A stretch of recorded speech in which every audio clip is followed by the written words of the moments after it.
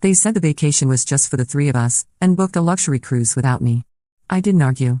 I just moved out, changed my number, and sent back every gift they'd ever given me. They came back to silence.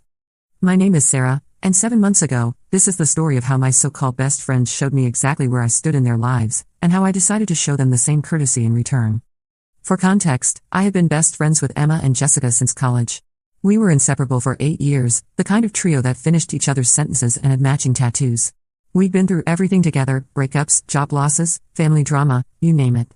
Or so I thought. The three of us had been planning our dream vacation for 2 years. Every Friday night, we'd sit around my apartment with wine and Pinterest boards, fantasizing about tropical destinations. We had a shared savings account specifically for this trip, each of us contributing $300 every month without fail. By last March, we had saved nearly $21,600 for what was supposed to be the vacation of a lifetime. Emma worked as a marketing coordinator at a tech startup, Jessica was a nurse at the local hospital, and I was a graphic designer at a small agency. We weren't rich by any means, but we were disciplined about our dream trip. We'd even made a pact to stay single until after the vacation because, and I quote Emma, no boys were going to mess up our girls' trip. The first red flag should have been when they started having planning sessions without me. Emma would casually mention over lunch, "Oh, Jess and I looked at some cruise packages yesterday," or Jessica would text the group chat about resort options she'd stumbled upon during her night shift.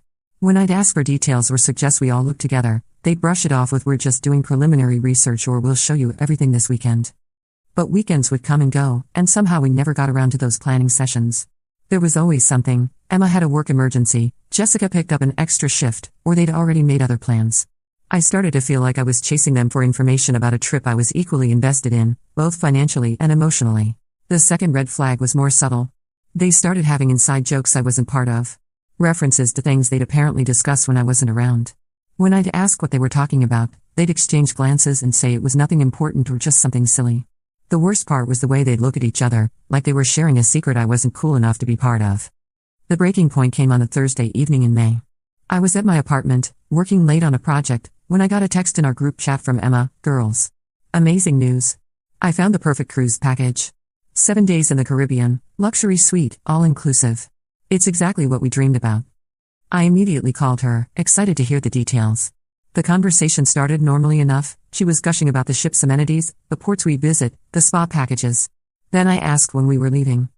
"Oh, that's the best part," she said, her voice practically vibrating with excitement. "The dates work perfectly for all three of us. We leave next Monday." "Next Monday?" I repeated, confused. "Emma, I can't possibly get time off with less than a week's notice. My boss would kill me, and we have 3 major client presentations scheduled for next week." There was a pause. A long pause. Then she said, in a tone I'd never heard from her before, "Well, Sarah, maybe this trip just isn't meant for you." I felt like I'd been slapped. "What do you mean it's not meant for me? We've been planning this together for 2 years. We have a shared savings account. This is our trip." "Actually," Emma continued, her voice getting colder, "Jessica and I have been talking, and we think it might be better if it was just the 3 of us this time." "Just the 3 of us?" I was so confused I thought I'd misheard. "Emma, there are 3 of us.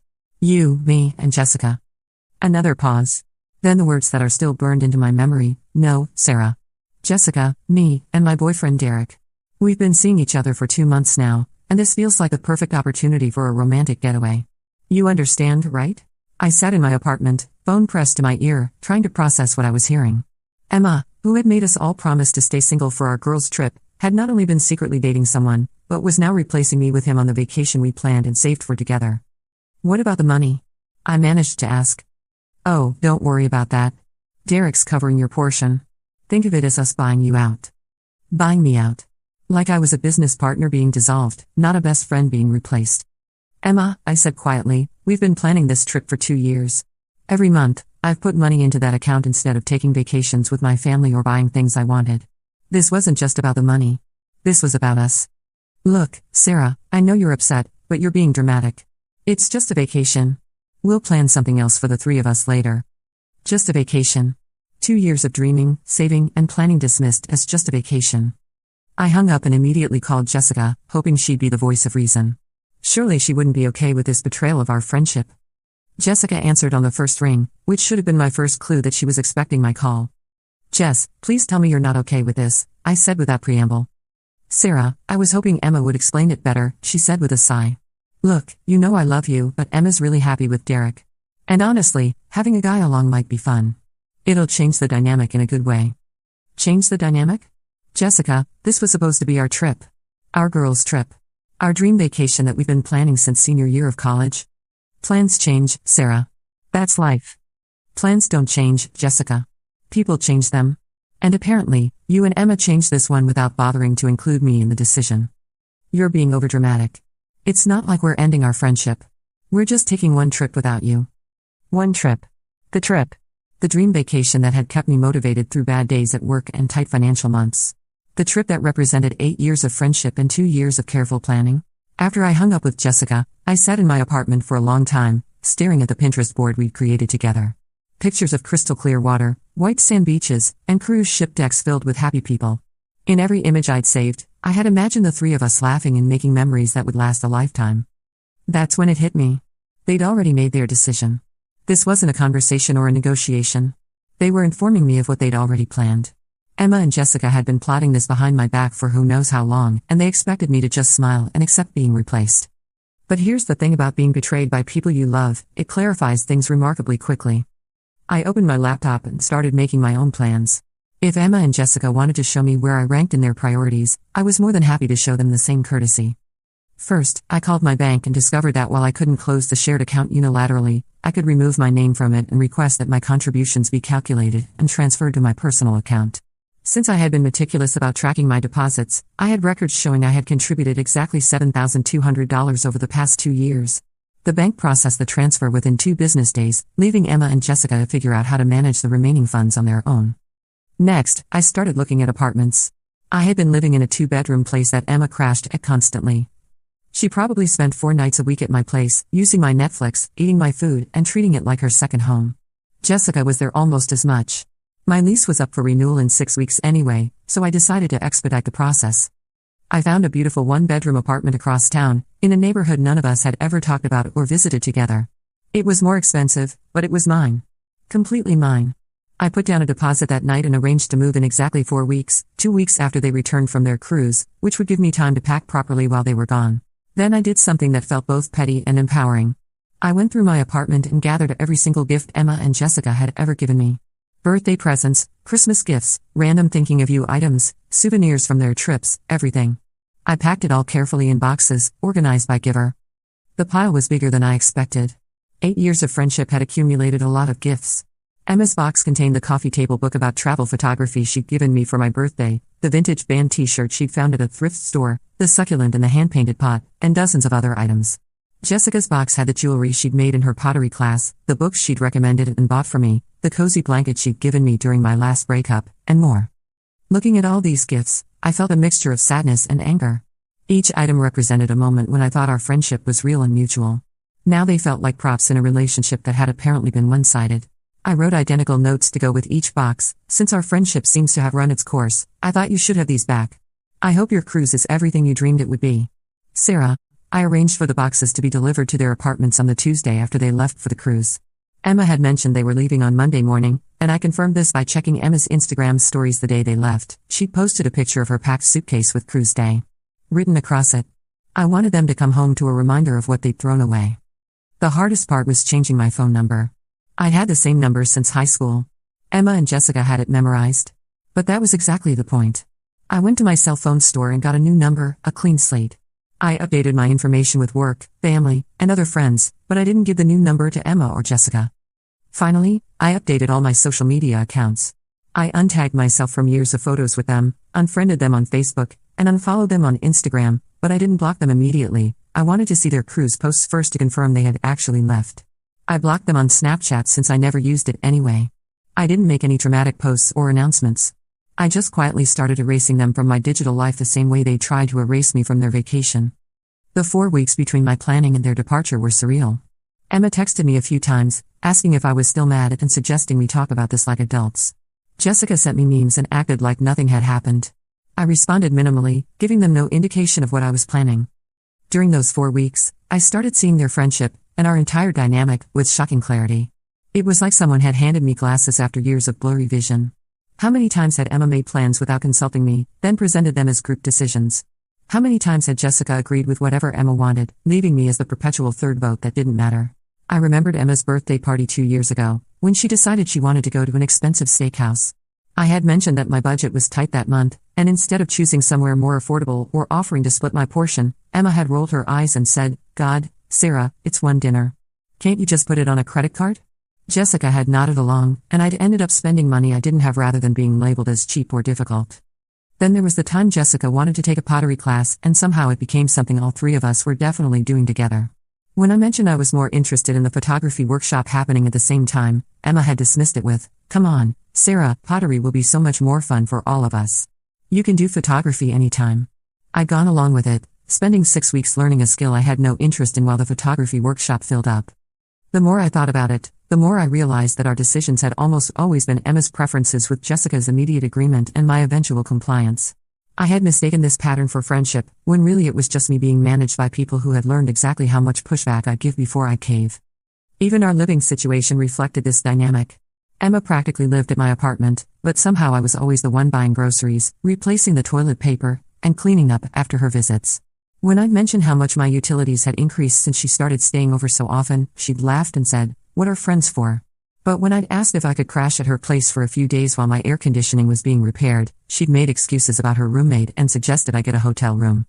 I started paying attention to how they interacted when they thought I wasn't listening closely. At coffee shops, I'd notice Emma and Jessica making eye contact over my head when I was talking, sharing silent communications that excluded me. They'd reference conversations they'd had without me, then act surprised when I didn't know what they were talking about. The worst realization was about my birthday last year. I had specifically mentioned wanting to try the new rooftop restaurant downtown, had even shown them pictures and suggested we make reservations. On the day of my birthday, Emma had surprised me with plans to go to the same chain restaurant we always went to, saying she'd already made reservations and knew I'd love the familiar atmosphere. Jessica had agreed enthusiastically about how cozy and perfect it would be. I'd spent my birthday dinner smiling and pretending to be grateful while internally feeling completely unseen. As I packed my belongings, I found more evidence of how one-sided our friendships had become. My closet contained clothes I bought because Emma said they'd look good on me, even though I didn't like them. My bookshelf had novels Jessica had insisted I'd love, most of which I'd never finished because they weren't my taste at all. My kitchen cabinets were stocked with snacks and drinks that Emma and Jessica preferred, not me. I had slowly been molding myself into the friend they wanted rather than being the person I actually was. And the most pathetic part? I'd been grateful for their friendship, constantly worried about maintaining it, never realizing that real friends wouldn't require me to shrink myself to fit their preferences.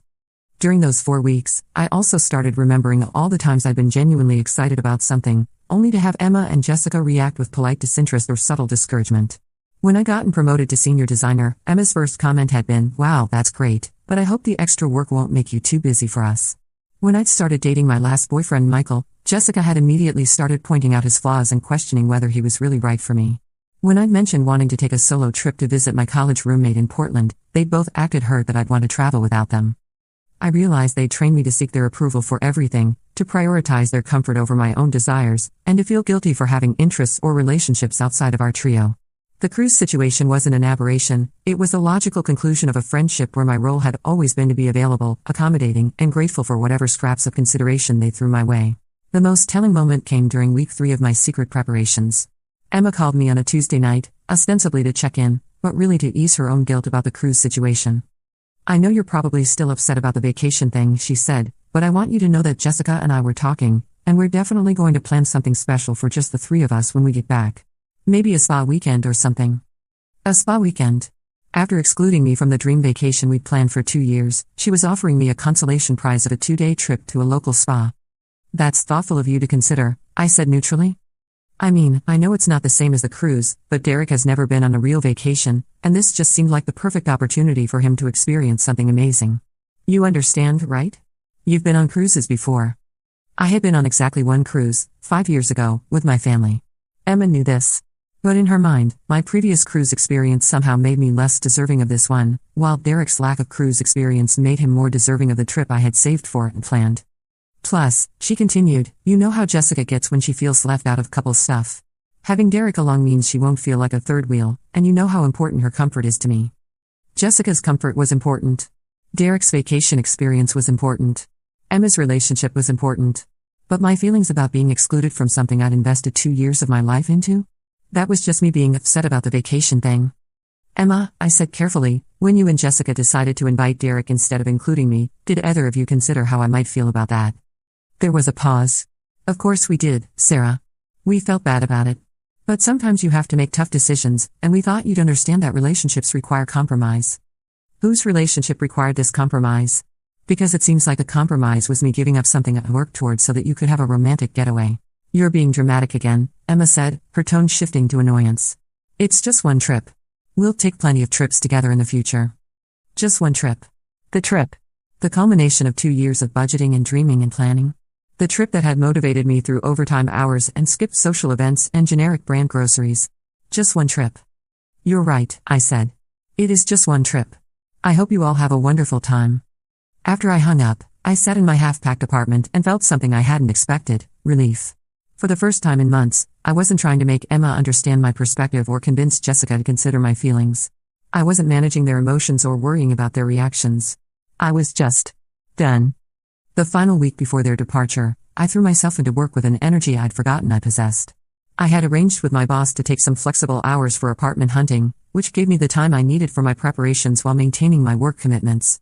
Without the constant background stress of navigating Emma and Jessica's moods and needs, I found myself more creative and focused than I'd been in years. I completed projects ahead of schedule, impressed my boss with innovative design concepts, and even started sketching ideas for the freelance business I'd been talking about for years but never had the mental space to pursue. My coworkers noticed the change too. My colleague Maria commented that I seemed lighter and asked if I'd been getting more sleep. My boss mentioned that my recent work had been some of my best and hinted at additional responsibilities and a potential raise. It was like I'd been carrying invisible weights that I didn't realize were there until I set them down. I also started reaching out to friends I'd neglected during my years of focusing on Emma and Jessica. My college roommate Rachel was thrilled to hear from me and immediately started planning a visit. My cousin Tom, who lived across the country, told me he'd been wanting to invite me to his wedding but thought I was too busy with those girlfriends of yours to travel. My neighbor Mrs. Chen, who I'd always chatted with briefly in the hallway, invited me for tea and turned out to be one of the most interesting people I'd ever met. It was astounding how much social energy I'd been pouring into 2 people, and how much richer my life became when I redirected that energy toward people who actually reciprocated it. 3 days before Emma and Jessica left for their cruise, I had my final interaction with them as friends. We ran into each other at our usual coffee shop, the one I'd been avoiding for weeks but had stopped by because I was in the neighborhood for apartment hunting. Jessica saw me first and waved me over to their table with a kind of enthusiasm that suggested she'd been hoping for this opportunity. Sarah. Perfect timing, she said as I approached reluctantly. Emma and I were just talking about you. We're so excited about the cruise, Emma added, but we want to make sure you know we're thinking about you too. We even talked about getting you a souvenir from each port. Souvenirs. They were planning to exclude me from the vacation of my dreams and bring me back trinkets as compensation. That's very thoughtful, I said, not sitting down. We should definitely all hang out when we get back, Jessica continued. I feel like we haven't spent enough time together lately. This was rich, considering they'd spent the past month planning a vacation without me and were now acting like our decreased hangout time was just a natural occurrence rather than the result of their secretive behavior.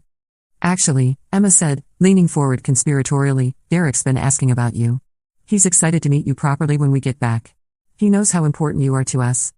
Important enough to be replaced by him on the trip I'd planned, but important enough to meet him afterward. The logic was breathtaking. I'm sure he's lovely, I said. I hope you all have a wonderful time on the cruise. We will, Emma said, then caught herself. I mean, we'll miss having you there, obviously. Obviously. Like an afterthought. Like something she just remembered she was supposed to say. I smiled and excused myself, claiming I had an appointment to get to. As I walked away, I heard Jessica say to Emma, see? I told you she was fine with everything. Sarah's always so understanding. Always so understanding. That's what I'd been to them, someone who could be counted on to understand, to accommodate, to prioritize their needs over my own. Someone who would smile and nod when excluded, who would be grateful for souvenirs instead of experiences, who would always be there when they needed me but never expect the same in return. That night, I finished packing the last of their gifts and wrote my final notes. As I walked away, I felt like I was closing a chapter of my life that had been holding me back from becoming the person I was meant to be. But the real test of my resolve came 2 nights before they left. Emma showed up at my apartment unannounced at 9 p.m., clearly having worked herself up into an emotional state. I almost didn't answer the door, but something about her frantic knocking made me concerned she'd wake my neighbors. Sarah, thank God, she said when I opened the door. We need to talk. This whole thing has gotten so out of hand. I didn't invite her in, just stood in the doorway. What do you want to talk about, Emma? This silent treatment you're giving us. Jessica's been crying every day because she thinks you hate her. And I can't even focus on packing because I feel so guilty about how everything happened. The irony was stunning.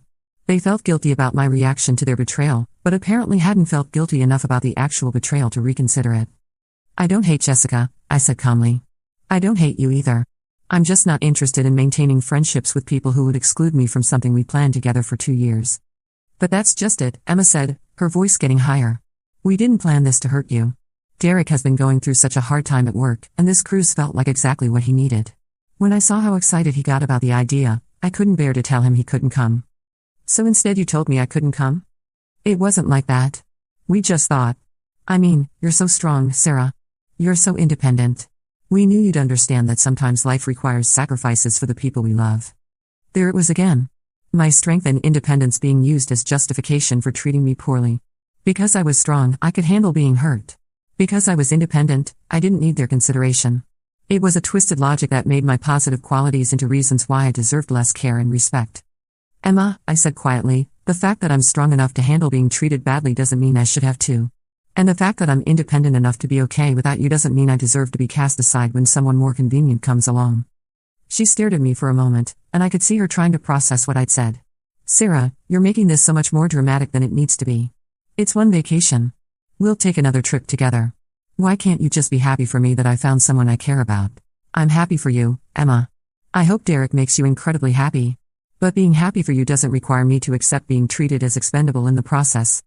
She left that night frustrated and tearful, still not understanding that the issue wasn't her relationship with Derek, but how she'd chosen to prioritize that relationship over basic respect for me.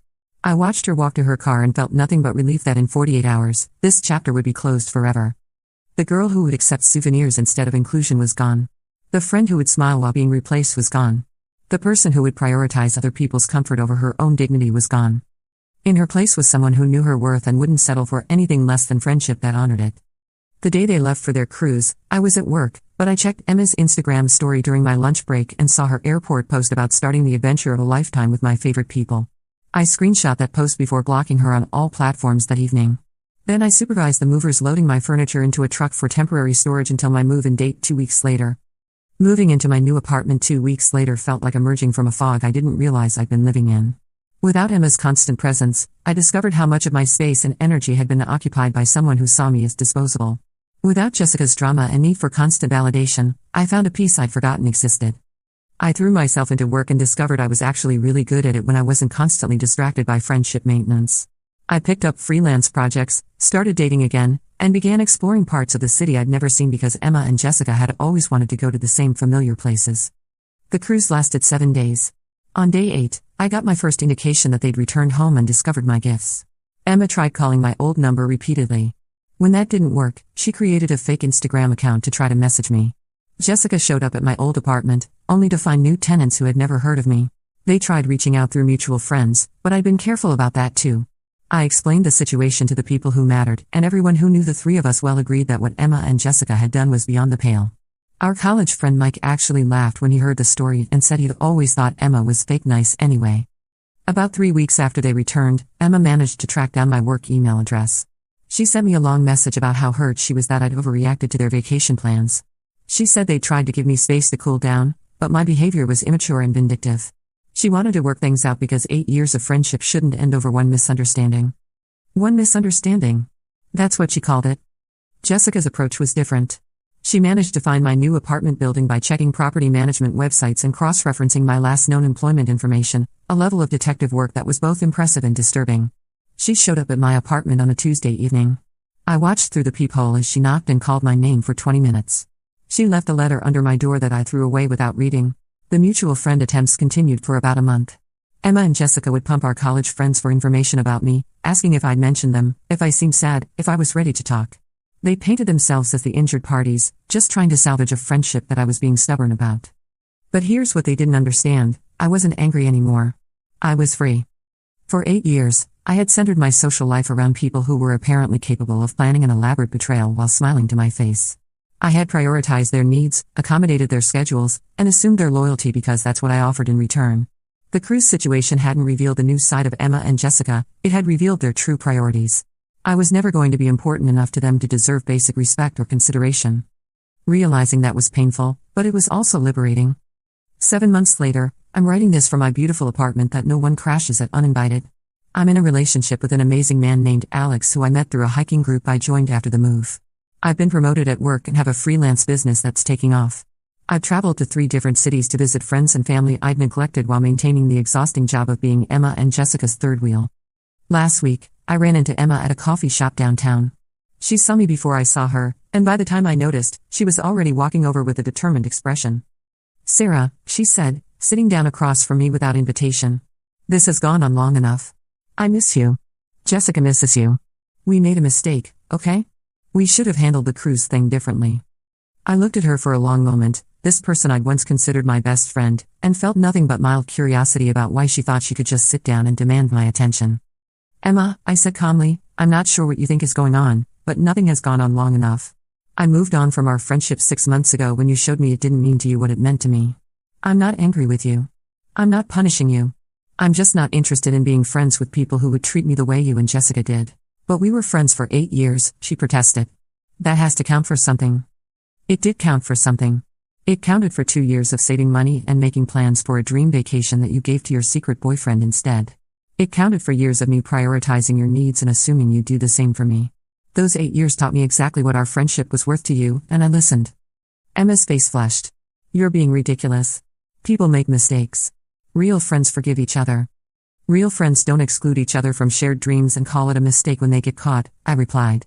"Real friends don't plan elaborate betrayals and expect forgiveness when the person they betrayed won't play along." I stood up to leave, and Emma grabbed my arm. "Sarah, please. I know we hurt you, but don't you think you're being a little extreme? Moving away, changing your number, returning all our gifts? It's like you want to hurt us back." I gently removed her hand from my arm. "Emma, I never wanted to hurt you back. I just wanted to be free of people who could hurt me so casually in the first place. The fact that my absence hurts you now doesn't obligate me to return to a friendship where my presence clearly didn't matter enough to prevent you from hurting me then." As I walked away, I heard her call after me, "This isn't over, Sarah. We're going to fix this." But it was over. It had been over the moment she told me the cruise was just for the 3 of us, and I realized I'd never actually been part of the us she was talking about. That night, Alex asked me how the encounter had made me feel. I thought about it for a while before answering. "Free," I said. "It made me feel free. Because that's what happens when you stop fighting for relationships with people who've already shown you where you stand. You discover that you can stand just fine on your own, and that the people worth standing with are the ones who would never ask you to prove your worth in the first place." Emma and Jessica got their cruise with Derek. They got their perfect opportunity for a romantic getaway and their changed dynamic. What they didn't get was the safety net of a friend who would always be there no matter how they treated her, because that friend realized she deserved better. Sometimes the best revenge isn't elaborate or dramatic. Sometimes it's just the quiet dignity of knowing your worth and walking away from people who don't recognize it. Sometimes it's building a life so fulfilling that you genuinely forget to miss what you left behind. They said the vacation was just for the 3 of us and booked their luxury cruise without me. I didn't argue, because arguing would have implied that their decision was up for debate. Instead, I showed them the same consideration they'd shown me, none at all. I moved out, changed my number, and sent back every gift they'd ever given me. They came back to silence, and that silence was my answer. Not because I wanted to punish them, but because I finally understood that some relationships aren't worth the energy it takes to maintain them, and some people aren't worth the pain it takes to love them.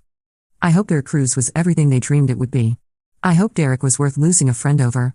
I hope they learned something about loyalty and friendship, though I doubt they did. As for me, I learned that sometimes the best thing you can do for yourself is to let people show you who they are, believe them, and respond accordingly. I learned that you can't force people to value you, but you can absolutely refuse to devalue yourself for them. And I learned that walking away from a toxic situation doesn't make you the villain in someone else's story, it makes you the hero in your own.